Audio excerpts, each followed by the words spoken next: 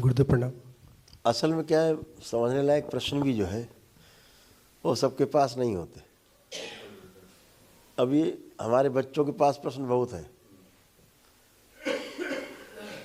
इनके पास बहुत सार्थक प्रश्न हैं, मजबूत वाले प्रश्न हैं, क्योंकि ये जीते हैं उसमें। हाँ गुरुदेव प्रणाम। गुरुदेव, ध्यान साधना से ही प्रश्न है। जैसे आप जब भी ध्यान कराते हैं तो स्वादिष्ठान, उसके बाद मणिपूरक, अनाहत, ये सब लेके जाते हैं।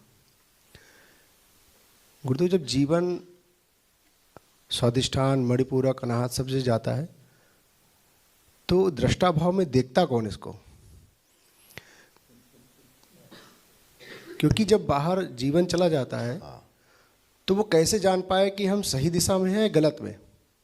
हाँ, दृष्टा जो है ना, वो जीवन में जो 5 भाग है, आत्मा, बुद्धि, चित्त, वृत्ति और मन,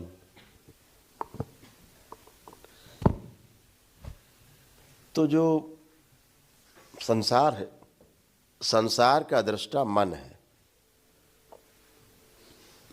और मन का जो दृष्टा है वो वृत्ति है, और वृत्ति की दृष्टा जो है वो चित्त है, और चित्त की जो दृष्टा है वो बुद्धि है, और बुद्धि की जो दृष्टा है वो आत्मा है। तो जो गया वो मन है, उस पर वृत्ति ही दृष्टि रखे हुए है, किधर गया, कहाँ चल रहा है तेरा दिमाग, वापस। तो ऐसे दृष्टि बनी हुई है एक दूसरे पर, और एक दूसरे पे दृष्टि बनी रहने के कारण स्वनियंत्रित है।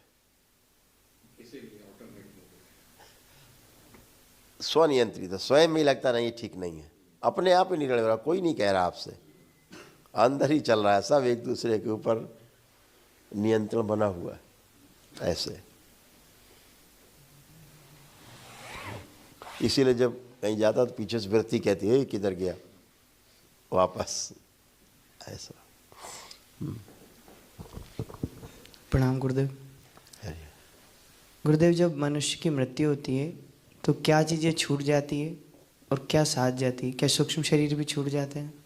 कूड़ा करकट सब यहीं छूट जाता है, जो अच्छा अच्छा होता है साथ चला जाता है।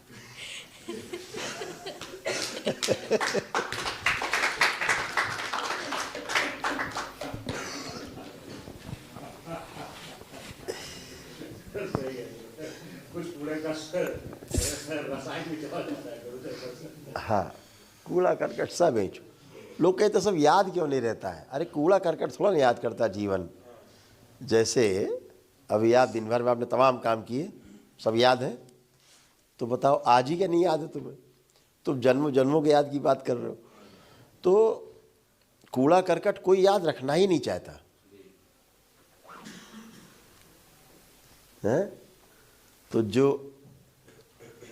महापुरुषों ने कहा ना कि थोथा दे उड़ाए, सार सार को गही रहे और थोथा दे।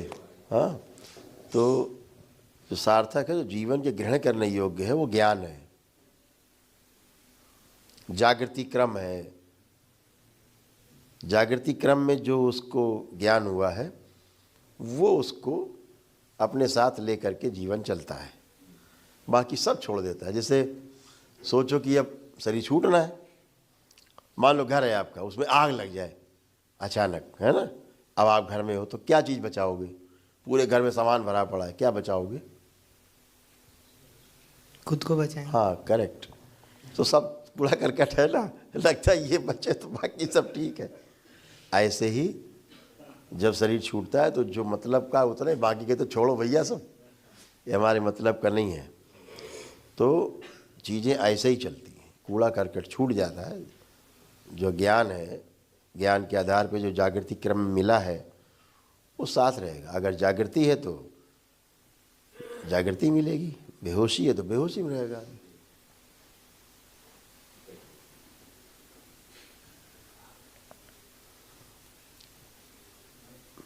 गुरुदेव, आपके चरण में शतकोटि प्रणाम। गुरुदेव, आज ध्यान साधना में कुछ नया दिखाई दिया। क्यों हम लोग ऊर्ध्वमुखी ध्यान करते हैं, आपने अंतर्मुखी ध्यान करवाया, जिसे ध्यान साधना में कुछ यह हमें समझ में आया, जो अंतर्मुखी ध्यान मनुष्य के जीवन के लिए बहुत आवश्यक है। तो अंतर्मुखी ध्यान जब हम लोग परिपक्व हो जाएंगे तब ऊर्ध्वमुखी ध्यान में हम लोग जा सकते हैं। इसके तो विस्तार से बताइए इस तरह से।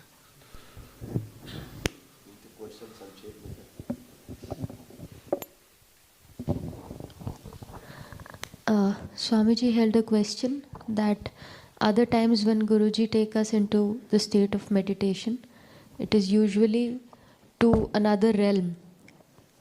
And for the past 2 days, yesterday and today, the meditation that Guruji is taking us into is internal. And he experienced that today he felt like when we become complete, we will be able to do this in a very better way. And he asked Guruji to shed more light on this topic.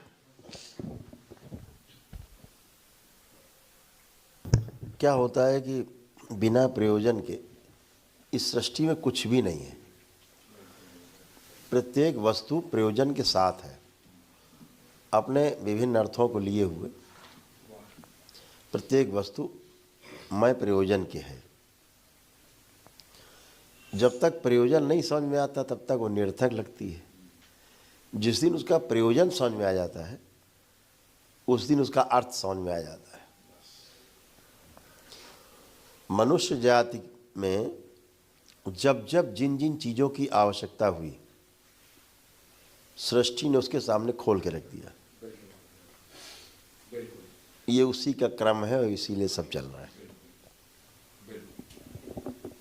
इसका विस्तार है ये।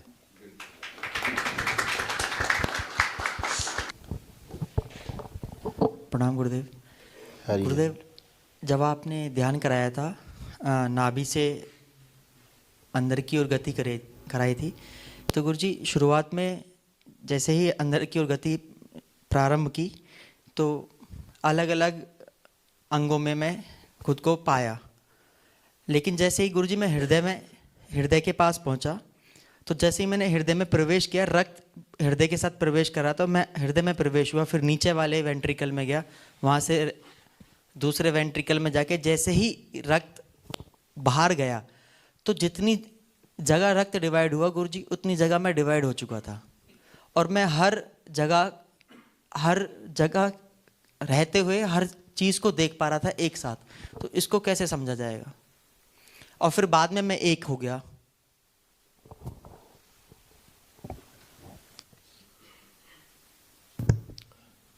इसमें क्या होता है कि आपकी धारणा के अनुसार अंदर आप बाहर कहीं भी चलते हो, मुख्य इसमें विषय वो धारणा का है।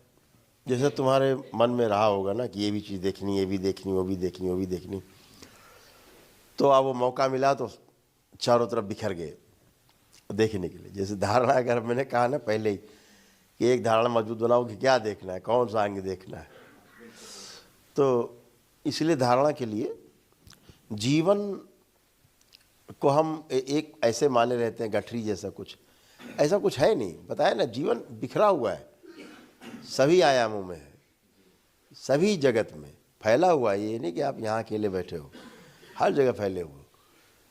उसको एक नहीं, जितने भगवान श्री कृष्ण का हवाला दे के श्रीमद् भागवत गीता में कहा भी तो क्या कि मैं अपने एक अंश से पूरी सृष्टि में व्याप्त हूँ। तो अंश से अंश फैल जाते हैं। जैसे दरबार करता है दिन भर, तमाम अंश समेट लेता है सबके एक साथ फैले हुए सृष्टि में। हाँ, परिवर्तित कर देता है, उनकी नष्ट भी कर देता है।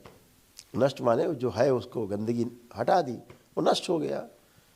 गलत दिशा में जा रहा होता, नष्टीकरण ही है उसका। तो इसका कोई वो नहीं है कि 4 जगह जाएगा कि 10 जगह बटेगा। लाखों करोड़ों अरबों खरबों जगह जीवन बट सकता है, इसमें कहीं कोई दिक्कत नहीं है। वो बहुत स्वाभाविक, वो धारणा के अनुसार होता है।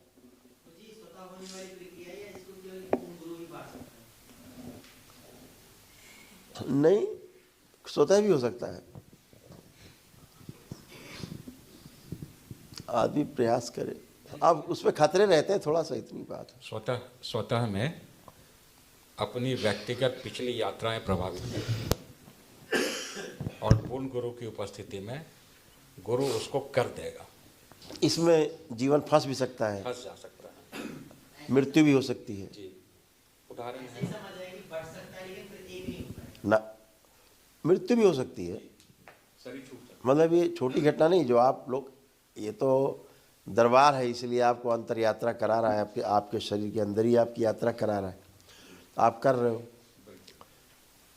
इसमें आदमी का शरीर भी छूट सकता है जरा, वो तो दरबार के आलोक में, प्रकाश में, माँ के संरक्षण में सब हो रहा है यात्रा चल रही है जी। अन्यथा बहुत तो वो ले जाना और वापस लाना वो उनका स्वभाव भी है, माँ है वो जी। तो इसलिए निर्देशन में ही होनी चाहिए, संरक्षण में ही होना चाहिए। इससे कोई मशीन चल रही है, उसमें आप छेड़छाड़ कर दीजिए अचानक, सपोज, तो क्या होगा, मशीन धड़बड़ा के टूट के बंद हो जाएगी। तो इसलिए इसको बहुत संरक्षण में करना है अकेले। Guruji very beautifully answered. It all depends upon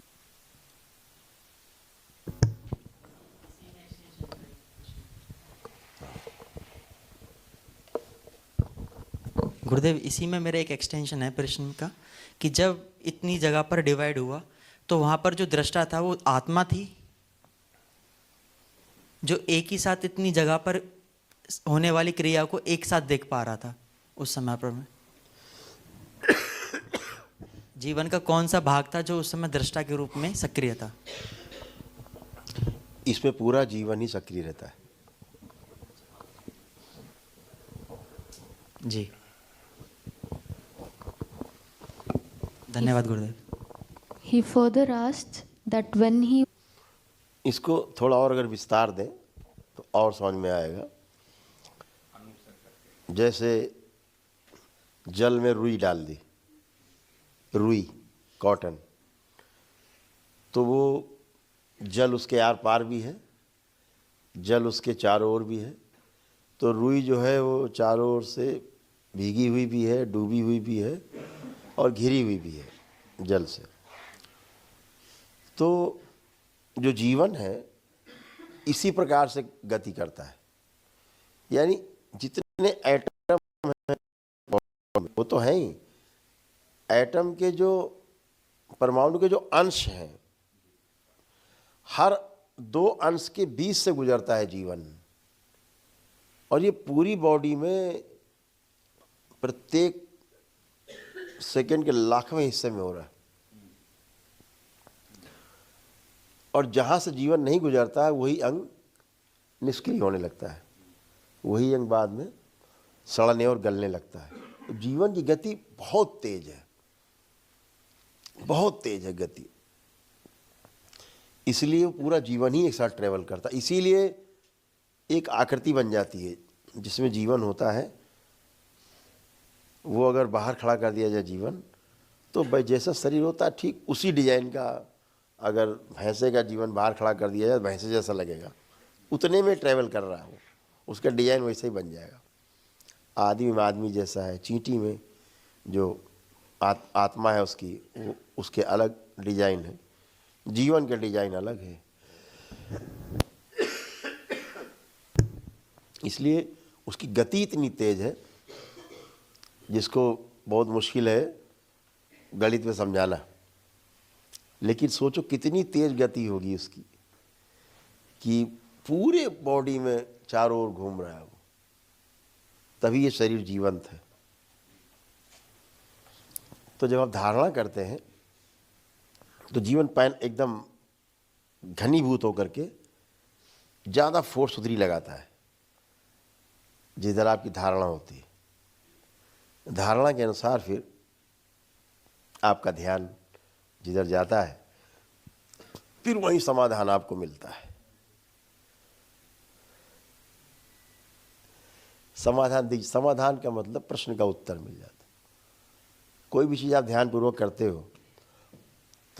हो तो बाद में उसका आपको उत्तर मिल जाता है, परिणाम अच्छा मिलता है। और क्या, अगर भौतिक जगत में देखो, यही स्थूल जगत में, यही सूक्ष्म जगत में गति। गुरुदेव नमस्ते। गुरुदेव, हरी मैं अपने घर में जब ध्यान साधना करता हूँ तो कभी कभी देखता हूँ मैं बर्फ़ के पहाड़ में हूँ, फिर कभी कभी देखता हूँ नाव चल रहा हूँ, कभी कभी मैं इतना फूल जाता हूँ कि बहता रहता हूँ। तो ये सब सपना है कि नहीं, ये पूछना चाहता हूँ मैं, क्या है ये? अब जो कर आए हो वो तो दिखेगा ही, जो कर आए हो तो दिखेगा ही। कूड़ा करकट है ना, तो वो स्मृतियाँ डिस्ट्रॉय होती जाती हैं। जो दिखा समझो डिस्ट्रॉय हुआ। ध्यान की अवस्था में जो चीज़ें तमाम फालतू की दिखती है ना, वो डिस्ट्रॉय होती जाती है। बहुत लोग कहते हैं ना कि बहुत कामुकता आ रही है, बहुत ये आ नहीं रहा होता है, वो नष्ट हो रहा होता है। मैं वो सोता तो नहीं आदमी हूँ। परेशान हो जाता है कि अरे ये कहाँ से आ रहा है, आ नहीं रहा है, वो तो उसका क्रम है नष्टीकरण का। हमें लगता है कुछ आ रहा है, आ नहीं रहा होता, जा रहा होता है। गुरुदेव उस समय मैं सोता तो नहीं हूँ। सो भी जाओ तो क्या फ़र्क पड़ता है, उससे कोई फ़र्क नहीं पड़ता। देखिए, हर आदमी जागना चाहता है, ये इसकी मूल चाहना है। सोना कोई चाहता नहीं। जब तक नींद हराम ना हो जाए, रातों को नींद नहीं आए, तड़पन नहीं हो, विरह नहीं पैदा हो, आंसू नहीं बहे, हैं, न भूख लगे न प्यास लगे, जब तक ऐसी स्थिति ना हो जाए तब तक समझो भी थोड़ी कमी है। धन्यवाद गुरुदेव।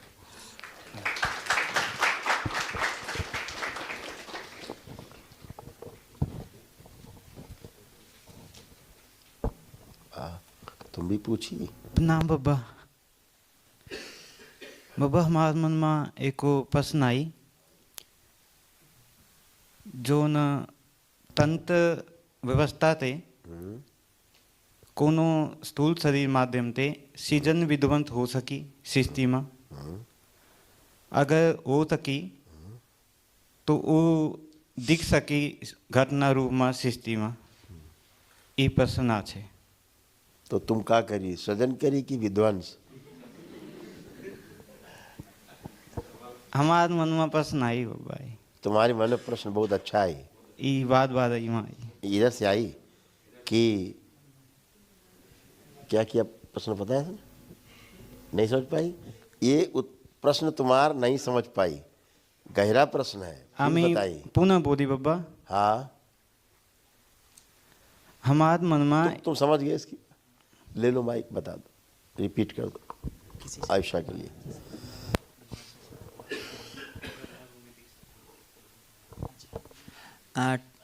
टेकचंद का प्रश्न है कि क्या इस सृष्टि में किसी शरीर के माध्यम से सृजन या विध्वंस हो सकता है? यदि हो सकता है तो वो घटना रूप में कैसे परिलक्षित होगा? कैसे हम उसको जान पाएंगे कि शरीर के माध्यम से सृजन भी हो रहा है और विध्वंस भी हो रहा है? हम उस व्यक्ति को कैसे पहचान सकते हैं? साधारण प्रश्न यही है ना? हाँ, यही प्रश्न है।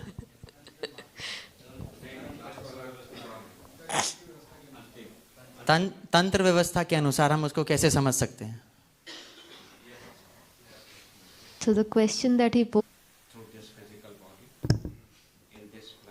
बहुत गहरा क्वेश्चन लाई।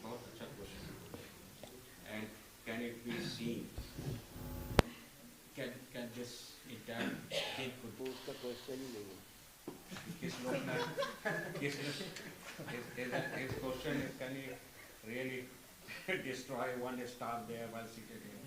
There की सवारी वाले जी गुरुदेव।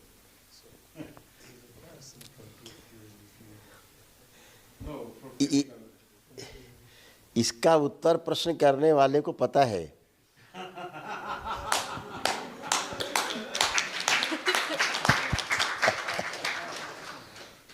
है?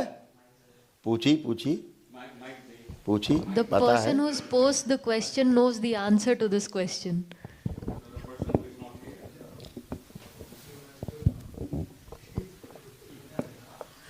बब्बा हाँ इमा हाँ ई आ रही हाँ आमी पसंद ई कारण पूछी तो सब जान ली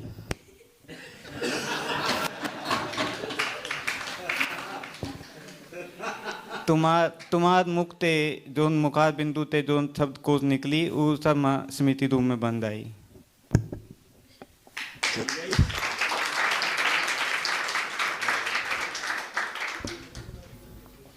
प्रश्न को आप बना दीजिए संतुलित। दर्शक पूरा प्रश्न नहीं समझ पा रहे। बहुत सरल शब्दों में स्वामी टेकचंद जी का प्रश्न है कि क्या इस भौतिक शरीर में रहते हुए हम सृजन और विध्वंस कर सकते हैं। अब शब्द तो केवल सृजन और विध्वंस है, लेकिन उनके पीछे इनका आश्रय है। क्या हम वह परिणाम तंत्र के माध्यम से किसी भी अन्य गैलेक्सी पे, अन्य लोक पे वो चीज़ कर सकते हैं या नहीं कर सकते हैं तंत्र के माध्यम से, यह प्रश्न है। इसका उत्तर इनके लिए एक लाइन में है। इस पूरी सृष्टि में सृजन और विध्वंस किसी के अधिकार क्षेत्र में नहीं, केवल शिव के अलावा।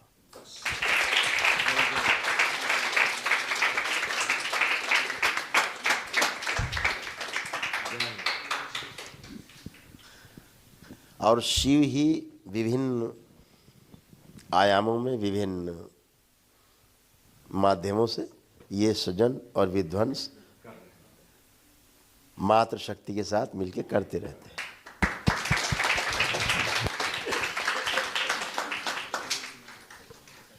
शिव की जो शक्ति है वह शक्ति ही सृजन और विध्वंस करती रहती है, जिसे माँ कहते हैं।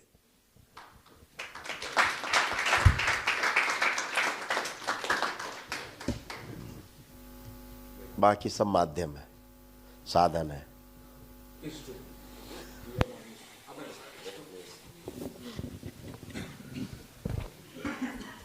शांति मिली, मिल गई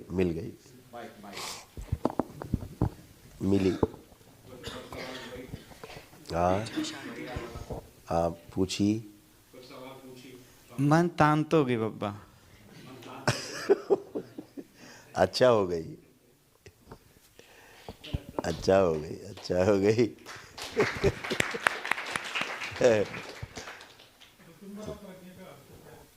वाह, ऋतंबरा। हाँ,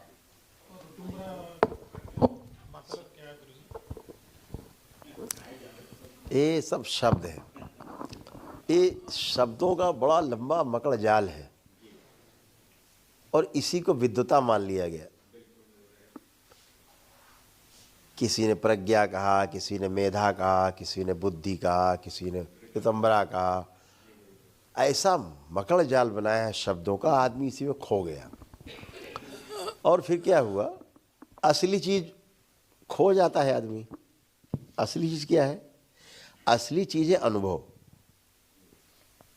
जब अनुभव हो जाता है, अभी रसगुल्ला खा लिया, अभी अपने को टेस्ट आ गया, अब अपने को ही नहीं पता पूछने का किस हलवाई से आया, कैसे बनाया, किसने बनाया है, कितने का आया। अरे खाया, अनुभव किया, आनंद आ गया। तो जितना भी हम प्रज्ञा की बात करते हैं, जितना हम ऋतंबरा की बात करते हैं, ये सारी चीज़ें अनुभव की ही हैं। सब अनुभव से है। शब्द है, शब्द के मकड़ जाल में जाना ही नहीं है। अपने को सीधे फायर करना है, सामने हिट, दाएं, टारगेट आया सीधे। शब्दों में नहीं फंसना है। इन लोगों ने शब्दों का जाल समाज में, ग्रंथों, दो तरह की चीज़ें हैं ना। बिल्कुल गुरुदेव। एक तो ये है हमारे पास जो हमारे शास्त्र हैं, जो नियम। शास्त्र का मतलब है शास्त्र का कि नियम है जी, अनुभवों का हाँ, पहचाने गए हैं जी। वो लिख दिए गए अनुभव, तो शास्त्र बन गए, नियम बन गए, ये करना है, ये नहीं करना है। शास्त्र हमारे कहते हैं ऐसा करना है, ऐसा नहीं करना। तो ऐसा आवश्यक नहीं कि जिन्होंने शास्त्र नहीं पढ़े वो जानते नहीं हैं क्या करना और क्या नहीं करना। बिल्कुल ऐसा तो नहीं है कि जिन्होंने शास्त्र नहीं पढ़े उन्हें जीना नहीं आता। सब जीते हैं। बिना शास्त्र पढ़े वाले लोग ज़्यादा मेरे ख्याल से अच्छे से जी रहे हैं। जी। तो ये जो बुद्धि विलास वाले लोग हैं इनके पास कोई अनुभव नहीं। इन्होंने किताबें बड़ी बड़ी, उन किताबों को नाम दिया ग्रंथ, मतलब किसी एक प्रकरण पे लिख दिया वो ग्रंथ कहलाएगा। जी।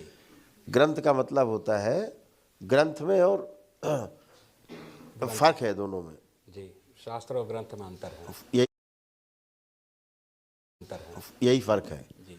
कि किसी एक शास्त्र सारे प्रकरण को लेकर के, पूरा संपूर्णता को लेकर के लिखा हो। अनुभवों का संकल्प, ये जितने ग्रंथ लिखे हुए हैं, छोटा सा ग्रंथि से निकला। हाँ, वो ग्रंथि पड़ जाती है। ग्रंथि पड़ जाती है। फिर वो ग्रंथि लिए आदमी घूमता रहता है, ग्रंथि निकलती नहीं, वो गांठ बड़ी हो जाती है, आदमी उसी चक्कर में फंसा रहता।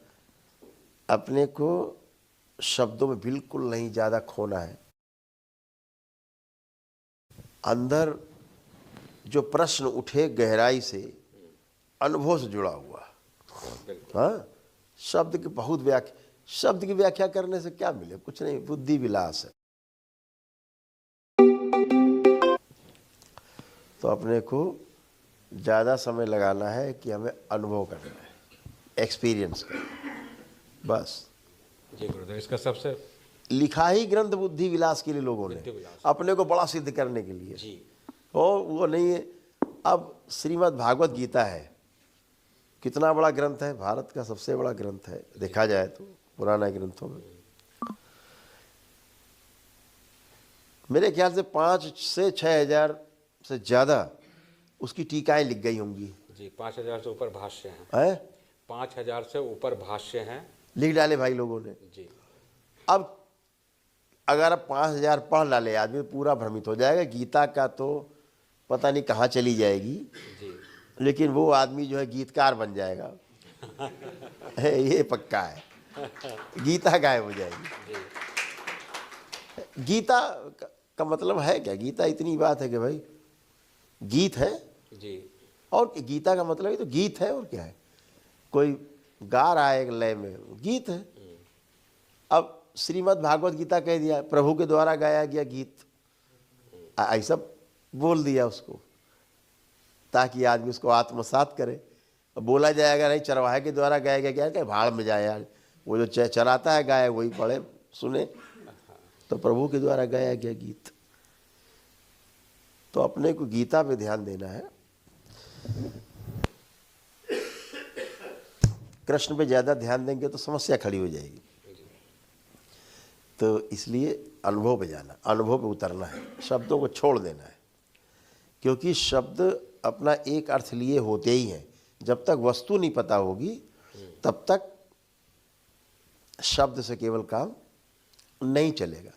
जैसे अभी हम कहें कि भाई इंगी मिंगी रखी, जरा उठा लाइए वहाँ से।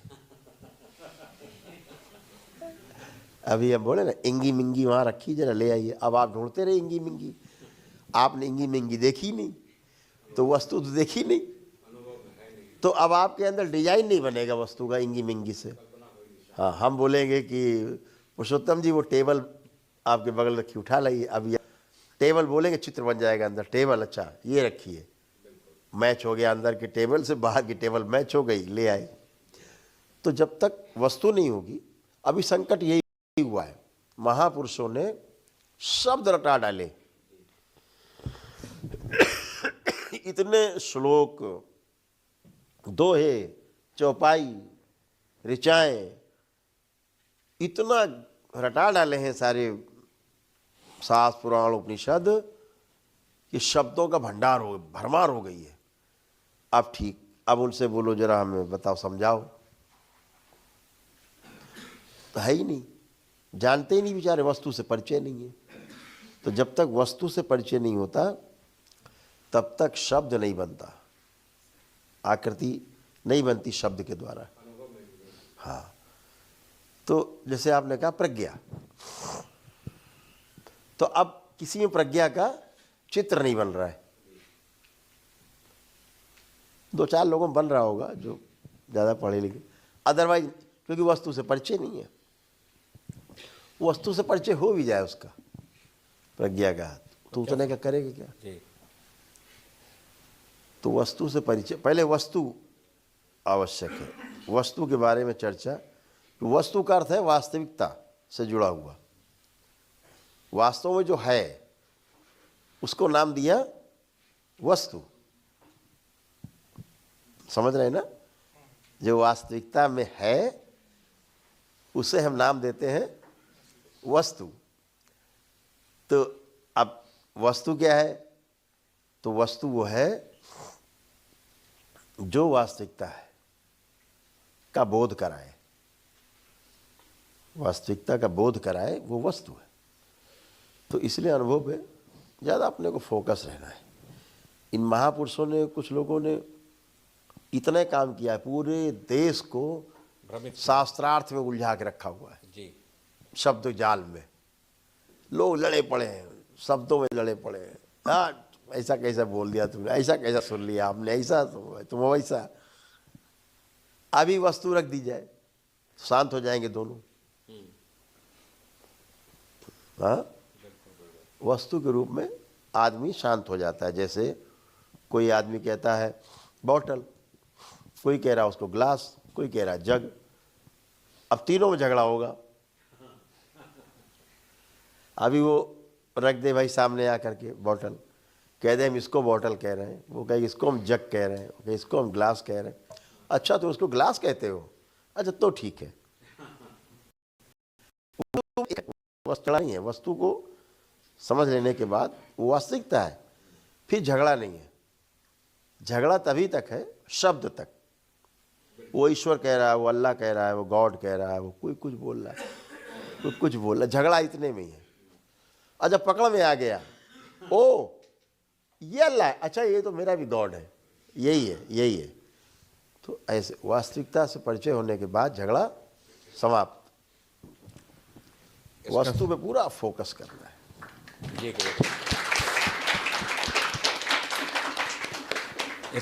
इसका सबसे बड़ा उदाहरण गुरुदेव, पूरे मकड़ जाल का, शाब्दिक मकड़ जाल का सबसे बड़ा उदाहरण समाधि के ऊपर जो लोगों ने टिप्पणी कर दी, संप्रज्ञात समाधि और असंप्रज्ञात समाधि। जबकि समाधि में तो कुछ होता ही नहीं है, पूरा खत्म हुआ मामला। और सकल, सापेक्ष, निरपेक्ष, गुरुदेव पूरा का पूरा शब्द जाल वहाँ से प्रमाणित हो रहा है कि ये केवल शब्द जाल है, अनुभव नहीं। हाँ यार,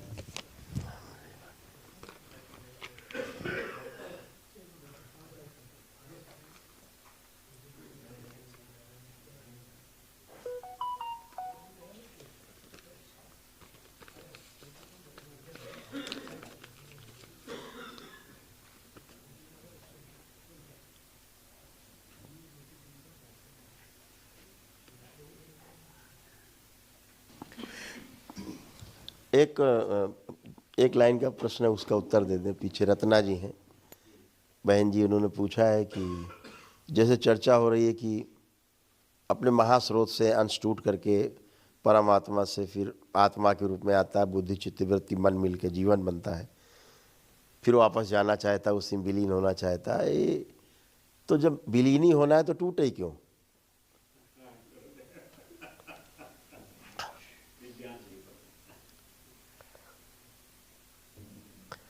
ये सहज हिस्सा है। जैसे भौतिक जगत को चलाने के लिए जो अभौतिक तत्व है उसके बिना नहीं चलेगा। तो एक व्यवस्था है, क्रम है, और कोई भी एनर्जी सीधे नहीं जाती, वो ऐसे गोल घूम के फिर अपनी जगह पहुंच जाती है। एनर्जी का मतलब एक साइकिल में ही घूमना। तो स्रोत शुरू हुआ और फिर वही पहुंच गया। तो इसलिए जो उद्भव होना, फिर उसी में समाहित हो जाना, वो उसकी नियति है, वो व्यवस्था है। नेक्स्ट कोई।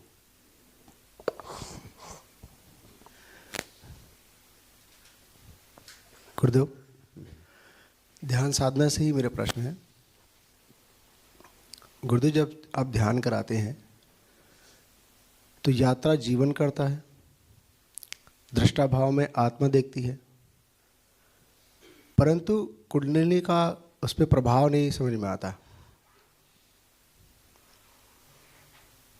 कि कुंडलिनी का क्या रोल है वहाँ पे, क्योंकि यात्रा तो जीवन कर रहा होता है, दृष्टा भाव में आत्मा दिख रही होती, तो वहाँ पे कुंडली क्या वस्तु के रूप में काम करती है या नहीं है? ठीक है ना। जैसे अभी हम कहें कि बेटा जरा सनगवा तक चले जाओ, ठीक, तो आप साइकिल होगी, मोटरसाइकिल, कार, कुछ तो चाहिए, दो पैर तो चाहिए, कुछ तो चाहिए। तो यात्रा के लिए चाहिए जरूर, ताकि यात्री जो है सुगमता से, और कोई तरीका नहीं है। तो ऐसे ही वो व्यवस्था है, अगर वो नहीं होगी यात्रा पथ कैसे खुलेगा? यात्रा पथ वो ऊर्जा है,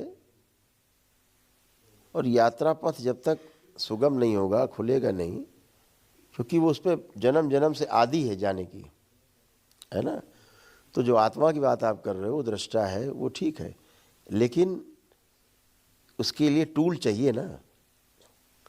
अब ये तो मनुष्य योनि है, तो टूल है। अभी आप लोग स्वयं देखते हो, दैत्यों के पास होती नहीं,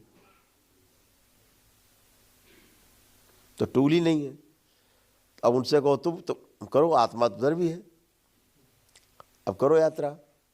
इसीलिए बेचारे कहीं कर नहीं पाते, इसीलिए वो एक मनुष्य शरीर चाहते हैं, इसीलिए वो सेवा चाहते हैं कि सेवा मिल जाए। तो इसलिए वो टूल है सूक्ष्म जगत का, जिसके बगैर सूक्ष्म शरीर गति नहीं करता। वो शक्ति है, ऊर्जा है।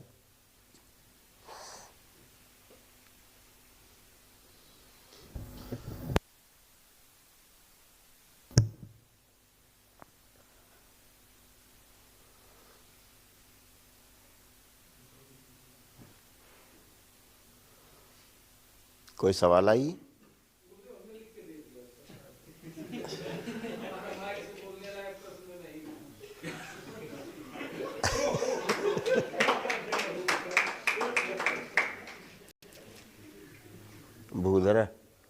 भूधरानंद जी लग रहा है ये भेजे थे। हम सोच रहे थे कौन महान पुरुष है, हम इधर देखते रहे किसने भी लिखा है। अच्छा, हाथ की आंख नहीं थी ना, दे दिया होगा, ले लिया होगा।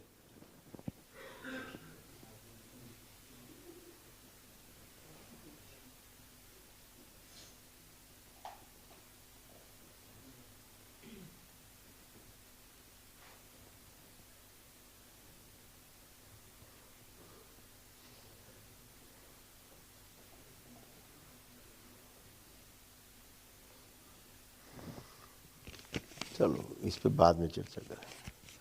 तुम्हारा प्रश्न गोपनीय है ये, कि बता दें खोल के, पढ़ दें? आए नहीं,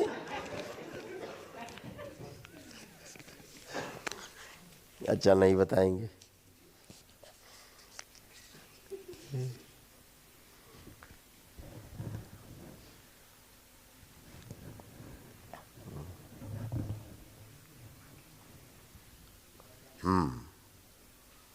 पढ़ देंगे तो तलाक हो जाएगा तुम्हारा।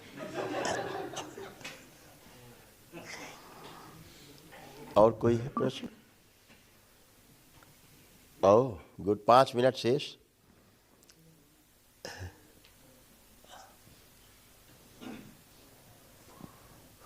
हाँ स्वामी जी, 5 मिनट ओनली।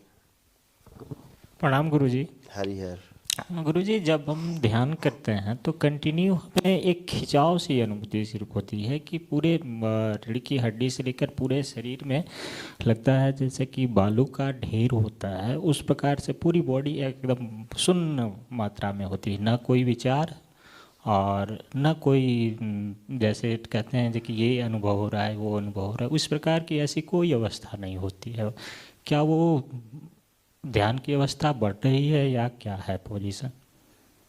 ठीक है ना, जैसे जैसे शुद्धि सफाई का स्तर बढ़ता जाएगा अपने आप धीरे धीरे सब चीज़ें साफ होती जाएंगी, साफ होती जाएंगी। शीशे पे धुंध जमा है, धीरे धीरे साफ हो रही है, साफ होती जाए, एकदम साफ दिखने लगेगा। उसमें क्या आपत्ति नहीं, वो तो क्रम है, ठीक चल रहा है।